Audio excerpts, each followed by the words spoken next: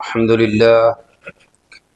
لله نحمده ونستعينه ونستغفره ونعوذ بالله من شرور أنفسنا ومن سيئات أعمالنا من يهده الله فلا مضل له ومن يضلل فلا هادي له وأشهد أن لا إله إلا الله وحده لا شريك له وأشهد أن محمدا عبده ورسوله أما بعد فإن خير الحديث كتاب الله وخير الهدي هدي محمد صلى الله عليه وسلم وشر الأمور محدثاتها وكل محدثة بدعة وكل بدعة ضلالة وكل ضلالة في النار يا أيها الذين آمنوا اتقوا الله حق تقاته ولا تموتن إلا وأنتم مسلمون يا أيها الناس اتقوا ربكم الذي خلقكم من نفس واحدة وخلق منها زوجها وبث منهما رجالا كثيرا ونساء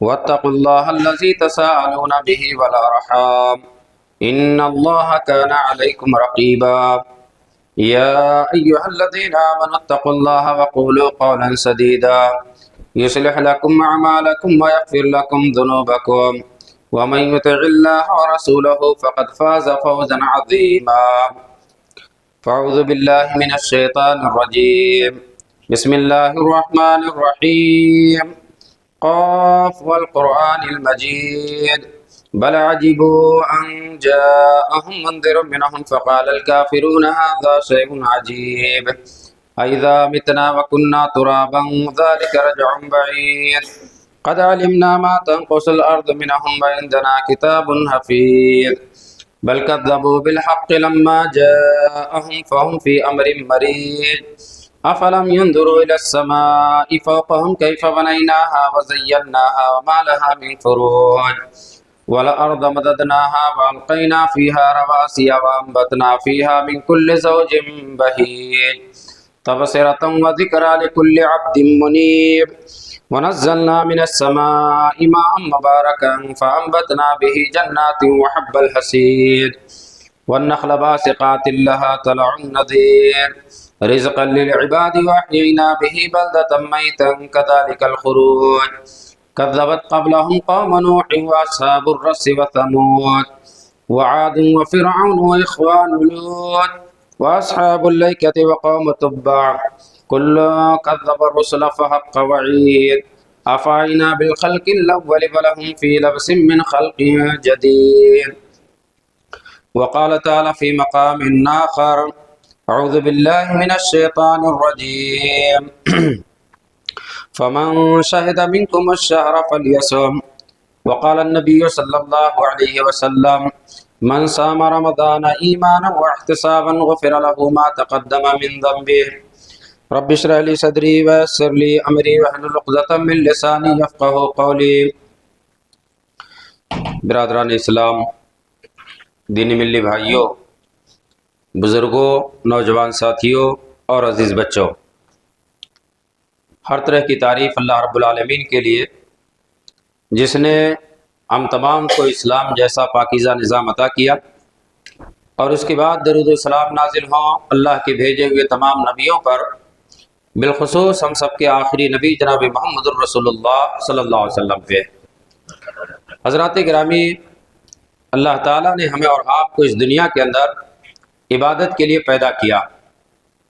اللہ نے قرآن میں ارشاد فرمایا وَمَا خَلَقْتُ الْجِنَّ وَالْإِنسَ إِلَّا لِيَعْبُدُونِ، کہ جنات اور انسان کی تخلیق کا بنیادی مقصد اللہ کی عبادت کرنا ہے۔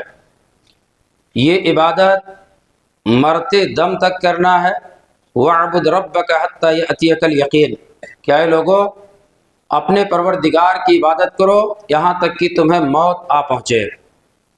لیکن ہماری زندگی میں اس مقصد کو حاصل کرنے کے لیے کبھی کبھار بڑے خوشگوار لمحات آتے ہیں جن میں اس مقصد کو حاصل کرنا ہمارے لیے زیادہ آسان ہوتا ہے۔ انہی لمحات میں سے ایک رمضان المبارک کا مہینہ ہے جو ہمارے لیے عبادتوں کا مہینہ ہے، جو ہمارے لیے نیکیوں کا موسم بہار ہے۔ اس ماہ مبارک سے ہم اور آپ بالکل قریب ہے۔ اللہ رب العالمین سے دعا ہے کہ اللہ تعالیٰ رمضان المبارک کا مہینہ ہم تمام کو نصیب فرمائے اور اس مہینے کی برکتوں اور سعادتوں سے مالا مال فرمائے۔ اس مہینے کی بے شمار فضیلتیں ہیں، انہی فضائل کا تذکرہ انشاءاللہ العزیز آج کے خطبہ جمعہ کے اندر کیا جائے گا۔ رمضان المبارک ہم اور آپ اپنی زندگی کے اندر گزارتے ہیں، عبادت و ریاضت کے حساب سے گزارتے ہیں، اور بہت سارے لوگوں کو رمضان کے گزر جانے پہ افسوس بھی ہوتا ہے، اور ہم میں کتنے ایسے لوگ ہیں جنہیں رمضان پانے کی تمنا ہوتی ہے۔ وجہ یہی ہے کہ یہ مہینہ بے شمار فضائل کا حامل ہے، اس بنیاد پہ اس مہینے سے ہمارا اور آپ کا لگاؤ اتنا زیادہ ہے۔ سوال یہ ہے کہ اس مہینے کے اندر کون سے ایسے فضائل وابستہ ہیں جن کی بنیاد پہ ہمارا رجحان، ہمارا میلان اور ہماری توجہ اس مہینے کے اوپر ہوا کرتی ہے۔ تو اس سلسلے کی چند باتیں میں آپ کے سامنے ذکر کروں گا۔ سب سے پہلی بات ہے کہ اس مہینے کی اہمیت کو واضح کرنے کے لیے بے شمار ایسے امور ہیں، بے شمار ایسے فضائل ہیں جن کا تعلق اس مہینے سے ہے۔ ان میں سے سب سے پہلی چیز یہ وہ مہینہ ہے جس مہینے کے اندر اللہ تبارک و تعالیٰ نے روزہ جیسی عظیم الشان عبادت کو فرض کیا۔ اللہ رب العالمین نے قرآن مجید کے اندر ارشاد فرمایا کہ یا ایھا الذین آمنوا کتب علیکم الصیام کما کتب علی الذین من قبلکم لعلکم تتقون، کہ اے مومنو تم سے پہلے جیسے لوگوں کے اوپر روزے فرض کیے گئے تھے اسی طرح سے تمہارے اوپر روزے فرض کیے گئے، لعلکم تتقون، تاکہ تمہارے اندر تقوی کی صفت پیدا ہو جائے۔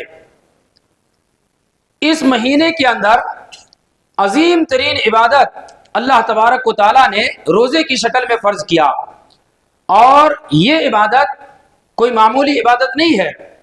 صرف اسی عبادت پہ آپ غور کر لیں تو اس مہینے کی فضیلت اور اہمیت کے لیے یہی بات کافی ہے۔ جس عبادت کو اللہ تعالیٰ نے اس مہینے کے اندر فرض کیا، جسے ہم اور آپ روزہ کہتے ہیں، یہ وہ عبادت ہے جس عبادت کو جامع العبادات کہا جاتا ہے۔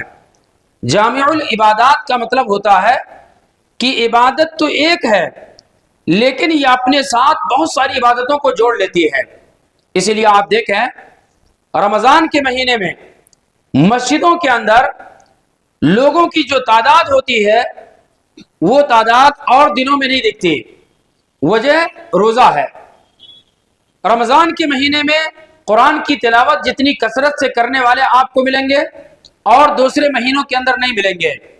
رمضان کے اندر لوگ اپنی کمائی ہوئی دولت کے دروازے کو کھول دیتے ہیں، حالانکہ دوسرے دنوں میں ایسا نظارہ ہمیں کم دیکھنے کو ملتا ہے۔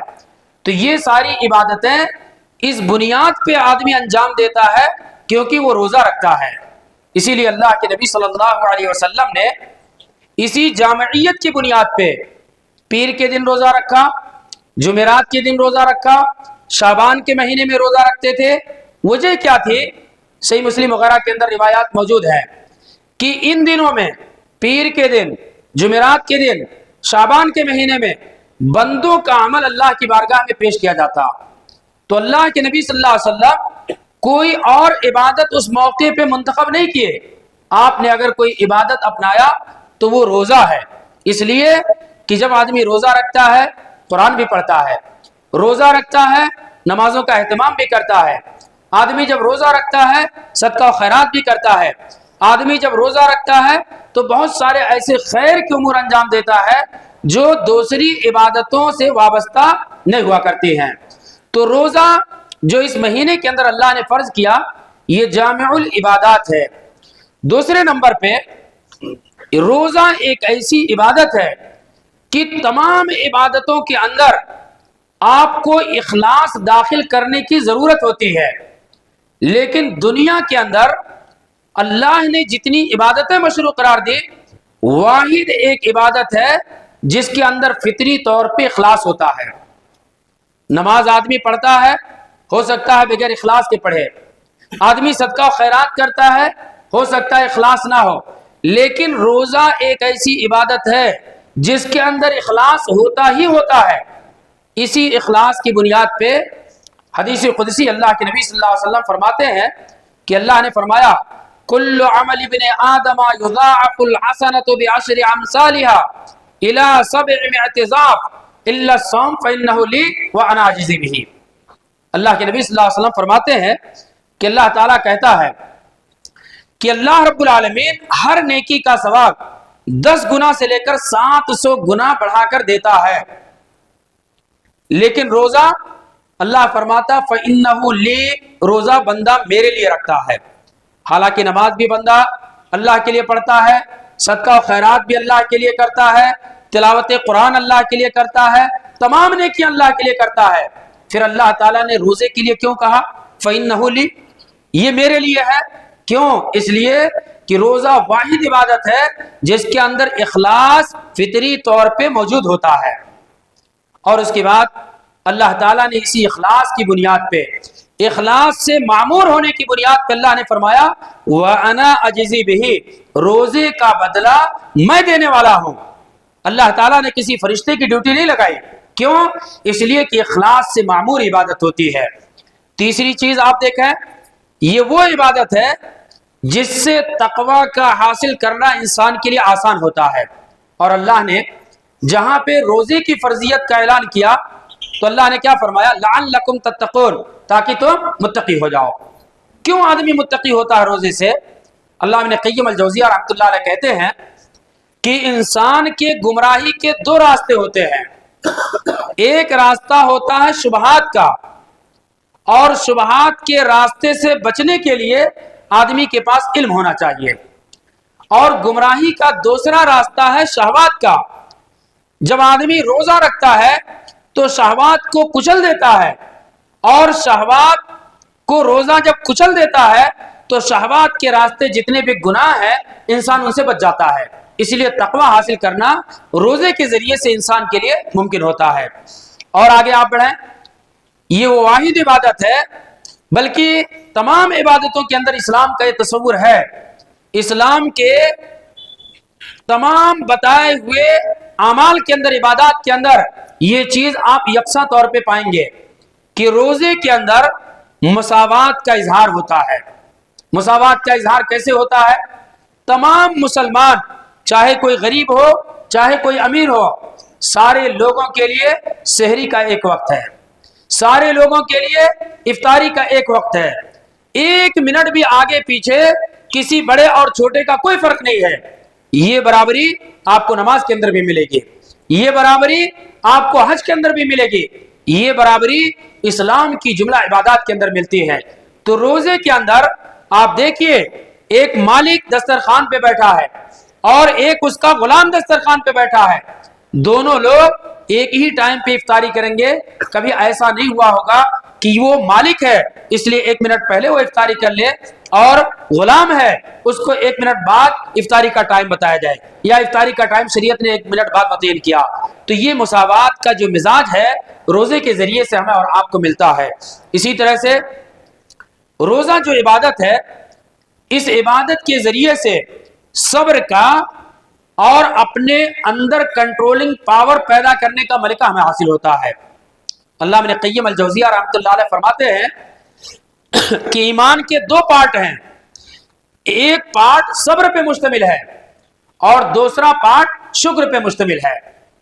آدمی جب روزہ رکھتا ہے تو اس کے اندر صبر کا مادہ پیدا ہوتا ہے۔ حضرت علی رضی اللہ تعالیٰ عنہ کہتے تھے کہ جس طرح سے انسان کے بدن میں سر کی اہمیت ہے، وہی ایمان کے اندر صبر کی اہمیت ہے۔ کتنی بڑی چیز ہے انسان کو حاصل ہوتی ہے۔ آدمی روزے سے ہے، ہم اور آپ 2-4 دن بعد انشاءاللہ العزیز روزہ رکھیں گے۔ اگر ہم کام کر رہے ہیں، سورج کی تمازت کی وجہ سے ہم پیاس سے نڈھال ہیں، لیکن ٹھنڈا پانی سامنے موجود ہے، کوئی آدمی اس کو ہاتھ تک نہیں لگاتا ہے۔ یہ صبر کا جو منظر ہمیں رمضان کے اندر نظر آتا، شاید دوسرے مواقع پہ ہمیں نصیب نہیں ہوتا۔ تو صبر کا یہ روزہ صبر کا ایک ذریعہ، صبر سیکھنے کا ذریعہ ہے۔ اور اسی طرح سے آدمی اپنے آپ پہ کنٹرول کرے، کنٹرولنگ پاور پیدا کرتا ہے روزہ۔ تو ہمیں اور آپ کو چاہیے کہ جس طرح سے رمضان کے مہینے میں روزے کی حالت میں کھانا رکھا ہمارے سامنے، پانی رکھا ہوا ہے، ہم کھاتے پیتے نہیں، حالانکہ وہ چیز حلال ہے، تھوڑے ٹائم کے لیے اللہ تعالیٰ نے پابندی لگائی، ہمیں اور آپ کو ایک پیغام ملتا ہے کہ رمضان کے بعد اللہ نے جو چیز حرام کی ہے ویسے ہی ہم بچیں جیسے رمضان میں بچتے تھے حلال چیزوں سے۔ اور آگے آپ پڑھیں تو یہ واحد عبادت ہے جو آپ کو ہمدردی کا سبق فطری طور پہ دیتی ہے، ایثار کا سبق دیتی ہے۔ آپ دیکھیے ایک دسترخوان ہو، آپ کے پاس صرف ایک کھجور ہے، ابھی عام دنوں میں آدمی کھا لے گا، دوسرے کا لحاظ نہیں کرے گا، لیکن روزہ دار آدمی ہے، ایک کھجور آپ کے ہاتھ میں ہے، کوئی آدمی مسجد کے گیٹ پہ آیا، آپ کوشش یہ کریں گے کہ آدھے کھجور کا حصہ آپ کھائیں، آدھا اپنے بھائی کو فراہم کریں، افطاری وہ بھی کر لیں۔ کیوں؟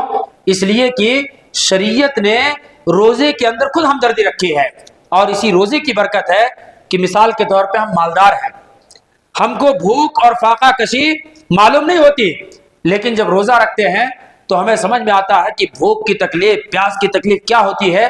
اسی لیے غریبوں کے تعلق سے لوگوں کے اندر رمضان کے مہینے میں ہمدردی کی جذبات زیادہ ہوتے ہیں۔ تو یہ واحد عبادت ہے جو اتنی ساری چیزیں ہمیں اور آپ کو فراہم کرتی ہیں۔ تو اس مہینے کی فضیلت اس بنیاد پہ ہے کہ اللہ تعالیٰ نے ایک عظیم الشان عبادت بلکہ جامع العبادات اس مہینے کے اندر فرض کیا۔ دوسری فضیلت، اللہ رب العالمین نے قرآن مجید کے اندر ارشاد فرمایا کہ شہر رمضان الذی انزل فیہ القرآن، رمضان کا وہ مہینہ ہے جس مہینے کے اندر قرآن نازل کیا گیا۔ اللہ کے نبی صلی اللہ علیہ وسلم کے اوپر 21ویں رات کو پہلی وحی نازل ہوئی تھی غار حرا کے اندر، جو سورۃ العلق کی ابتدائی 5 آیات پہ مشتمل تھے، اور بعض مفسرین نے کہا ہے لوح محفوظ سے اللہ تعالیٰ نے پورا قرآن بیت العزت پہ نازل کیا، جو دنیا سے زیادہ قریب ترین آسمان ہے، اور اس کے بعد وہاں سے تھوڑا تھوڑا کر کے اللہ تعالیٰ نے دنیا کے اندر نازل کیا۔ تو قرآن کا نزول اسی مہینے سے وابستہ ہے، اور قرآن کی عظمت کے بارے میں ہم میں سے کس آدمی کو تردد ہو سکتا ہے؟ یہ واحد کتاب ہے دنیا کی جس کے بارے میں عبداللہ بن مسعود کہا کرتے تھے کہ من اراد العلم فلیصور القرآن، کہ اگر کسی کو حقیقی علم چاہیے تو وہ قرآن کے بارے میں غور و تدبر کرے۔ قرآن کتاب ہدایت ہے، ہدی للناس ہدی للمتقین، لیکن قرآن سائنس اور ٹیکنالوجی کی کتاب ہے۔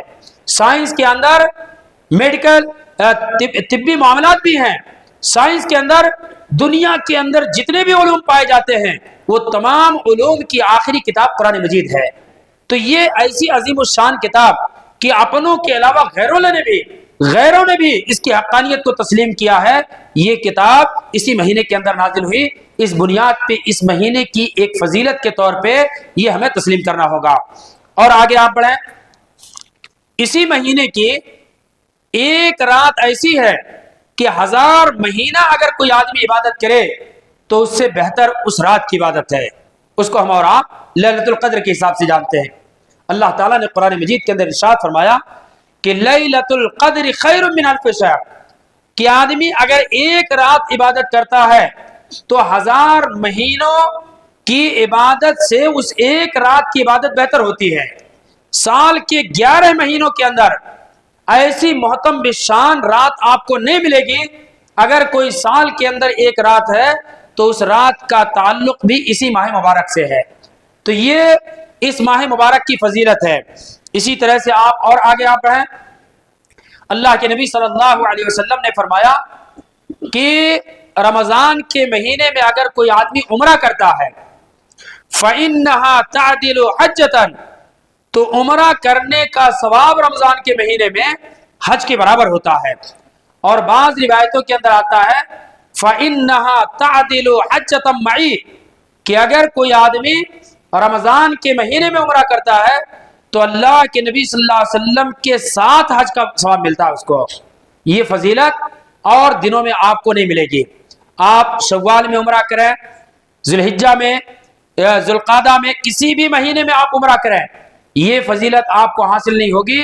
یہ فضیلت اگر آپ کو حاصل کرنا ہے تو رمضان کے مہینے میں عمرہ کر کے حاصل کر سکتے ہیں۔ اور آگے آپ بڑھیں، اس مہینے سے ایک عبادت وابستہ ہے جس کو ہم صلاۃ اللیل کہتے ہیں۔ صلاۃ اللیل ہے، قیام اللیل ہے، تہجد کی نماز ہے، مختلف نام کی یہ نماز ہے جو اللہ کے نبی صلی اللہ علیہ وسلم نے اپنی پوری زندگی پڑھی ہے، لیکن عام طور پہ اس مہینے کے اندر ہم اور آپ اس کے پڑھنے کا اہتمام کرتے ہیں۔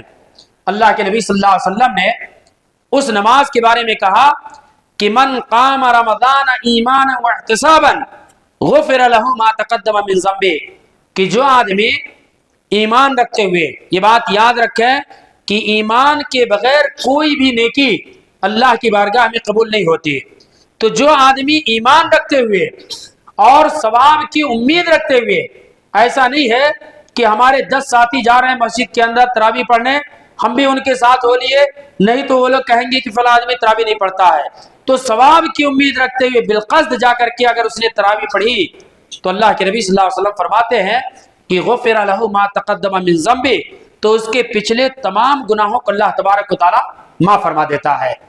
تو یہ فضیلت والی نماز ہے۔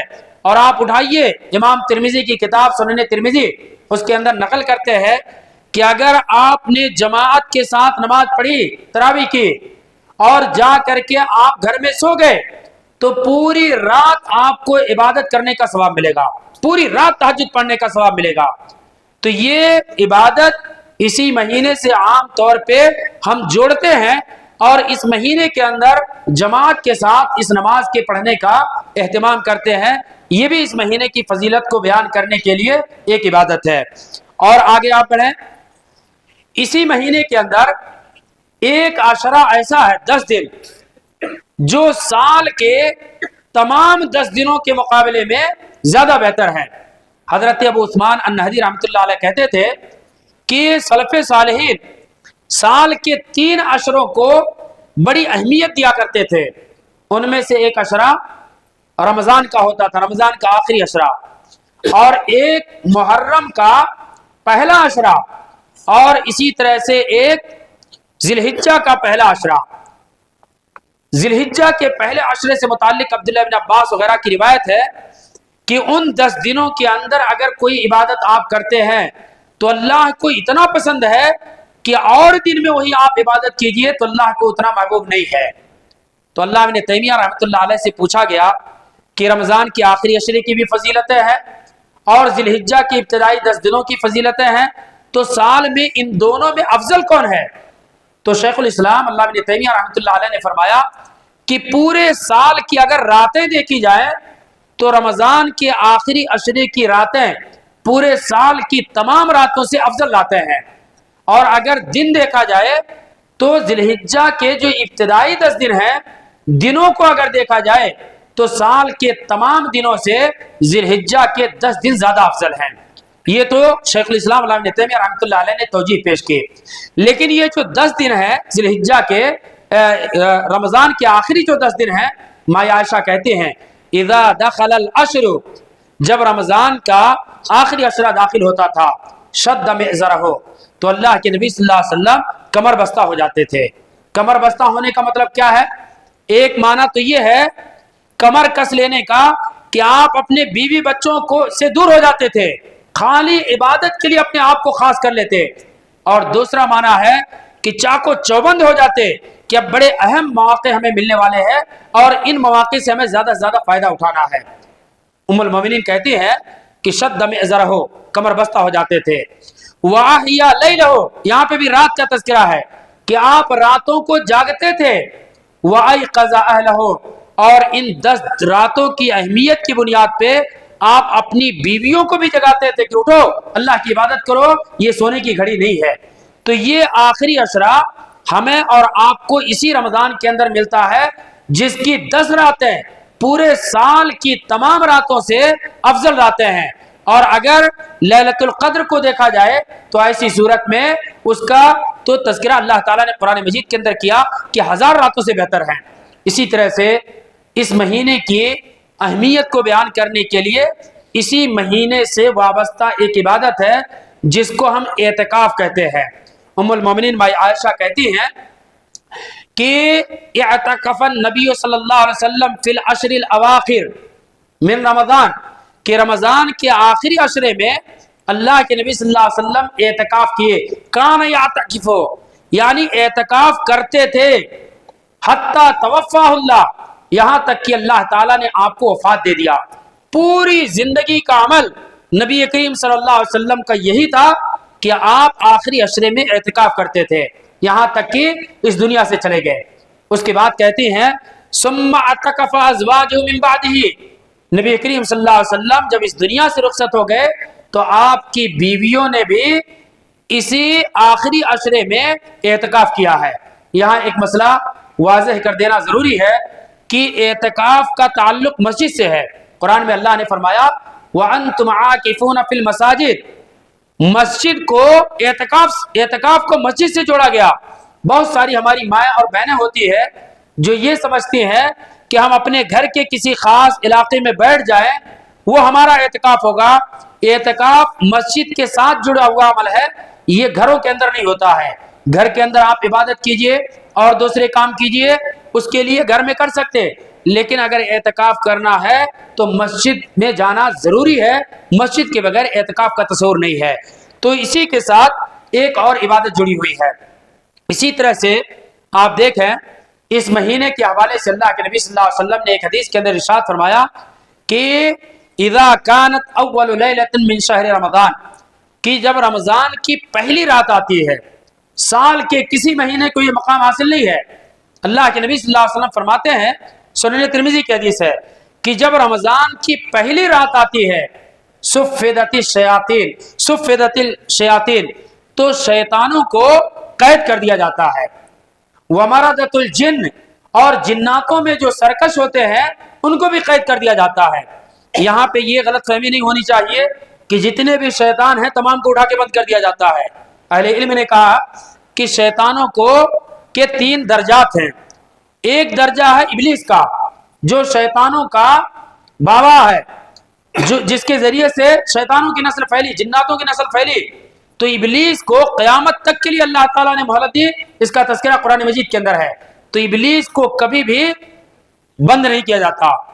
دوسرا درجہ ہے جو سرکش شیاطین ہوتے ہیں، جناتوں میں جو سرکش لوگ ہوتے ہیں اللہ تعالیٰ ان کو قید کر دیتا ہے. اور تیسرے عام جنات ہیں یا عام شیاطین ہیں، ان کو بھی رمضان کے مہینے میں قید نہیں کیا جاتا. تو بیچ والا جو درجہ ہے، جو سرکش شیاطین ہوتے ہیں، اللہ تعالیٰ ان کو قید کرتا ہے. تو اس لیے بہت سارے لوگوں کو غلط فہمی رہتی ہے کہ رمضان کے مہینے میں پورے شیطان قید کر دیے جاتے ہیں. ایسا نہیں ہے. جو میں نے تفصیل بیان کی ہے، کبار علماء نے یہ تفصیل بیان کی ہے.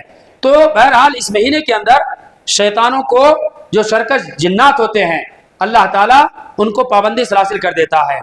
اور اس کے بعد نبی صلی اللہ علیہ وسلم فرماتے ہیں کہ وَغُلِّقَتْ أَبْوَابُ جَهَنَّمْ، جہنم کے دروازوں کو اللہ تعالیٰ بند کر دیتا ہے. جہنم کے دروازے بند ہو جاتے ہیں. اور اسی ٹکڑے سے لوگوں کو غلط فہمی ہوتی ہے کہ اگر کوئی آدمی رمضان میں مر گیا تو لوگ سوچتے ہیں کہ تو جنتی ہے. جنتی ہونے کے الگ تقاضے ہیں. ایک مشرک آدمی ہے، اگر وہ رمضان میں مر گیا، حرم میں مر گیا، تو کیا وہ جنت میں جائے گا؟ نہیں. جنت میں جانے کے جو وصول ہیں وہ اللہ تعالیٰ نے واضح طور پہ قرآن میں بیان کیے ہیں. تو ایسی کوئی روایت نہیں ہے کہ جو رمضان میں مر گیا وہ جنت میں جائے گا. ایسی کوئی حدیث نہیں ہے. اس بنیاد پہ غلط فہمی کا شکار نہیں ہونا چاہیے. اور جمعہ کے تعلق سے تو روایات موجود ہیں، لیکن جو رمضان سے متعلق ہے، جہاں تک میں نے مطالعہ کیا ہے، یہ عوام کے درمیان پھیلی ہوئی چیز ہے، اس کا حقیقت سے کوئی تعلق نہیں ہے. تو بہرحال اللہ تبارک و تعالیٰ نے جنت میں جانے کے لیے کچھ اوصاف طلب کیے ہیں، ان اوصاف کا پایا جانا ضروری ہے. ورنہ آپ دیکھیں غیر مسلم آدمی بھی رمضان میں مرتا ہے تو کیا وہ بھی جنت میں جائے گا؟ نہیں جا سکتا ہے. تو بہرحال یہ رمضان کی فضیلت کی بنیاد پہ ہے کہ جہنم کے دروازے بند کر دیے جاتے ہیں. اور اس کے بعد اللہ کے نبی صلی اللہ علیہ وسلم نے فرمایا کہ جنت کے دروازے کھول دیے جاتے ہیں. جنت کے دروازے کھول دیے جاتے ہیں. اور آگے آپ نے فرمایا وَيُنَادِي مُنَادٍ يَا بَاغِيَ الْخَيْرِ أَقْبِلْ، ایک پکارنے والا پکارتا ہے، اللہ کی طرف سے متعین کیا جاتا ہے کہ اے خیر کے متلاشی،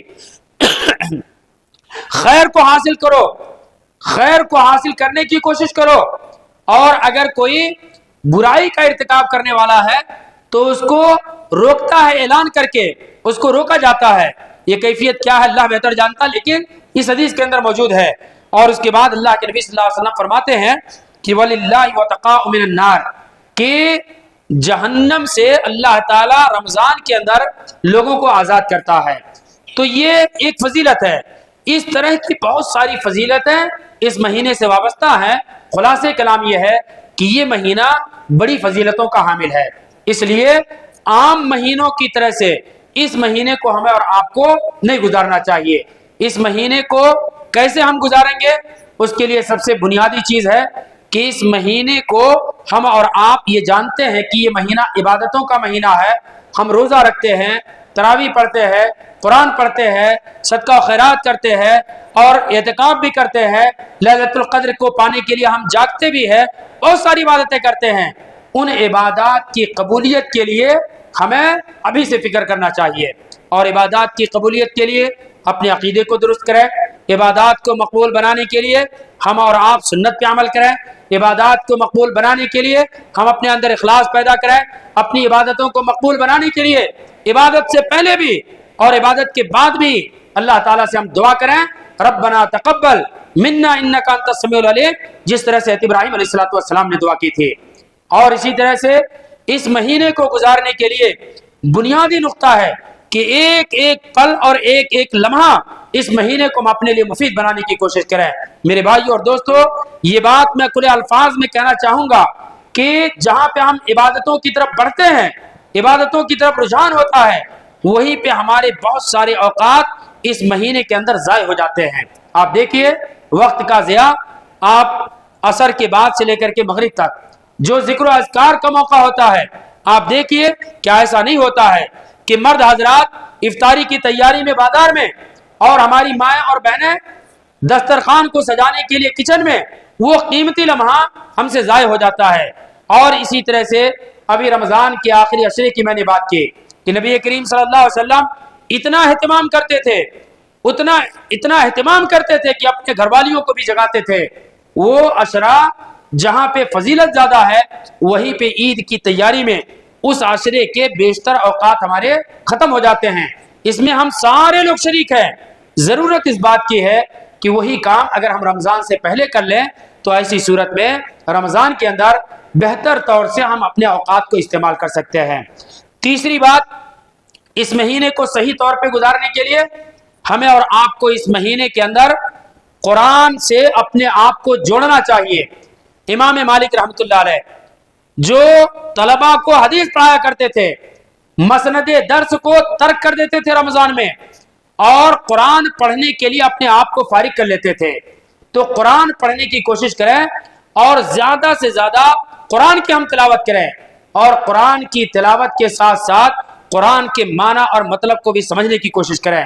یہ بات میں کہنا چاہوں گا کہ ہمارے بہت سارے ساتھی ایسے ہیں کہ 1 گھنٹہ کھڑے ہو کر کے تراویح پڑھتے ہیں، 15 منٹ 20 منٹ اگر قرآن کا خلاصہ بیان کیا جاتا ہے، کوئی ضرورت بھی نہیں ہوتی ہے، باہر ٹھہر کر کے دوسرے دوستوں سے باتیں کرتے رہتے ہیں، ہوٹلوں پہ جا کر چائے کی چسکیاں لیتے رہتے ہیں، اور بازاروں میں جا کر کے دوستوں کے ساتھ اپنے اوقات کو یوں ہی ضائع کر دیتے ہیں۔ یہ بہت بڑی بدنصیبی ہے ہمارے لیے کہ ہمیں تو خود توفیق نہیں ہوتی کہ ہم قرآن کھول کر کے معنی اور مطلب کو سمجھیں، لیکن اگر رمضان کے مہینے میں ایسا اہتمام ہے کہ تراویح کی عبادت کے ساتھ ساتھ ایک اور عبادت جوڑ دی گئی کہ قرآن کا خلاصہ، اس آیت کا خلاصہ، اس سورت کا خلاصہ یا اس پارے کا خلاصہ بیان کیا جاتا ہے، تو ہم اس کو اہمیت نہیں دیتے۔ یہ الگ مسئلہ ہے۔ آپ جہاں بہتر طور پہ ایکسپلینیشن کیا جاتا آپ وہاں سنیے، لیکن سننے کی کوشش کیجئے۔ یہ بات یاد رکھیں، قرآن اس لیے آیا تاکہ ہماری زندگیوں کے اندر انقلاب پیدا ہو۔ قرآن اس لیے آیا تاکہ ہمیں ہمارے عمل کے اندر نکھار لائے، لیکن قرآن کو ہم نے صرف تلاوت کر کے قرآن کا حق ادا کرنا، اتنا ہی ہم نے کافی سمجھ لیا۔ تو اس لیے میرے بھائیوں اور دوستوں، ضرورت اس بات کی ہے کہ ماہ رمضان میں قرآن کو ہم سمجھنے کی کوشش کریں۔ حضرت عبداللہ بن عمر سے بڑھ کے ہم نہیں ہو سکتے۔ 8 سال میں انہوں نے سورہ بقرہ سیکھا تھا، موطا امام مالک کی روایت ہے۔ اگر 8 سال میں ایک سورت انہوں نے سیکھی تو کیا پورے رمضان میں 30 پارے کا خلاصہ ہم نہیں سن سکتے؟ 30 दिन में 30 पारे का खुलासा। तो कम از कम हम अपने असलाफ की जिंदगियों को देखें। अब्दुल्लाह इब्न मसूद कहते थे कि हम 10 आयत नबी सल्लल्लाहु अलैहि वसल्लम से सीखते, उसके बाद उसको समझते, उसके ऊपर अमल करते, फिर आगे जा करके हम 10 आयतें सीखते थे। तो बहरहाल हमारे असलाफ का बड़ा सुनहरा किरदार है। ज़रूरत इस बात की है कि इस महीने से जुड़ करके, इस महीने में बहुत सारी इबादतें हम करते हैं। खड़े होकर अगर 1 घंटा हम तरावी पढ़ सकते हैं तो अल्हम्दुलिल्लाह एसी में 15 मिनट बैठ करके हम कुरान का खुलासा सुनने और समझने का मिजाज बनाएं। इसी तरह से इस महीने के अंदर की जाने वाली इबादतों में से एक अहम तरीन इबादत है कि ऐसा नहीं कि हम रमज़ान के आखिरी अशरे में रातें जागें, और भी अगर आप अपनी रातों को होटलों पे बैठ करके गुजारते हैं, दोस्तों के साथ गुजारते हैं, तो हमारी कोशिश ये होनी चाहिए कि जिस तरह से ताक रातों में हम बैठ करके इबादत करते हैं, तरावी के बाद जा करके अपने घरों में बैठ करके इबादत की जाए। ये महीना खाने पीने का महीना नहीं है, ये महीना बाजारों में गुजारने का महीना नहीं है, ये महीना इबादत का महीना है। और हमारे असलाफ इसी तरह से इस महीने को गुजारते थे। तो बहरहाल बड़ी फजीलतों का हामिल महीना हमारे ऊपर साया फगन होने वाला है। ज़रूरत इस बात की है कि उसकी अहमियत को समझें और अभी से प्लान बनाएं कि किस तरह से आने वाले महीने से भरपूर हम फ़ायदा उठा सकते हैं और उसको अमली जामा पहनाने की कोशिश करें। अल्लाह रब्बुल इज़्ज़त से दुआ है कि अल्लाह ताला हम तमाम लोगों को ये महीना नसीब फरमाए। जो गुज़िश्ता साल इस महीने के अंदर हमारे साथ थे, हमारी सफ़ों में थे, हमारे दरमियान थे, आज वो नहीं है, दुनिया से चले गए। अल्लाह ताला उनकी मग़फ़िरत फरमाए और हम तमाम को नसीब फरमाए। इस महीने से भरपूर फ़ायदा उठाने की तौफ़ीक़ इनायत फरमाए। और इसी तरह से इस महीने में रोज़े की फ़र्ज़ियत का जो बुनियादी मकसद तक़वा का हुसूल है, अल्लाह ताला उस मकसद को निगाह में रख करके इस महीने को गुजारने की हम तमाम को तौफ़ीक़ इनायत फरमाए। और जो कुछ भी हम इबादतें अंजाम दें, अल्लाह ताला हमारी जुमला इबादत को कबूल फरमाए। और इसी तरह से दुनिया और आखिरत की कामयाबी का अल्लाह ताला हमारी उन इबादतों को ज़रिया और सबब बनाए। आमीन। व आखिरु दावाना अनिल हम्दुलिल्लाहि रब्बिल आलमीन।